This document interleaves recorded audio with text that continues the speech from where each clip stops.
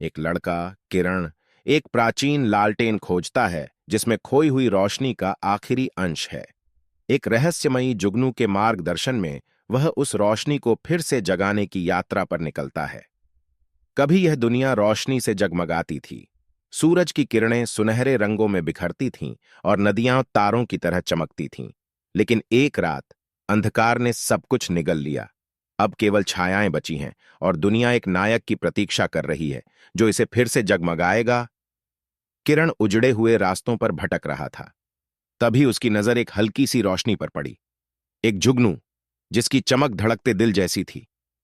मेरे पीछे आओ, जुगनू फुसफुसाया।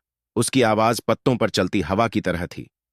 जुगनू ने किरण को एक प्राचीन पत्थर के चबूतरे तक पहुंचाया जहां एक पुरानी लालटेन रखी थी।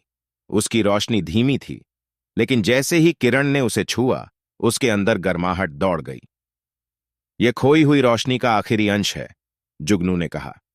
तुम्हें इसे प्रभात मंदिर तक ले जाना होगा। वहीं यह दोबारा जगमगाएगी। लालटेन को लेकर किरण ने अपनी यात्रा शुरू की। घना जंगल रास्ते को ढक रहा था और पेड़ों की टेढ़ी मेढ़ी शाखाएं अंधकार का जाल बुन रही थीं। हर कदम पर अंधेरे की छायाएं उसे घेरने लगीं, लेकिन किरण ने लालटेन को ऊंचा उठाया और उसकी रोशनी से अंधकार धीरे धीरे पीछे हटने लगा। जंगल के उस पार प्रभात मंदिर खड़ा था। जैसे ही किरण आगे बढ़ा, एक विशाल पत्थर का रक्षक जाग उठा। उसकी आंखों से चमकती हुई रोशनी निकली। केवल योग्य ही प्रवेश कर सकता है, रक्षक गरजा। अपनी बुद्धिमानी से तारों की पहेली सुलझाओ। किरण ने ऊपर देखा। पहली बार आसमान में हल्की रोशनी झिलमिलाई।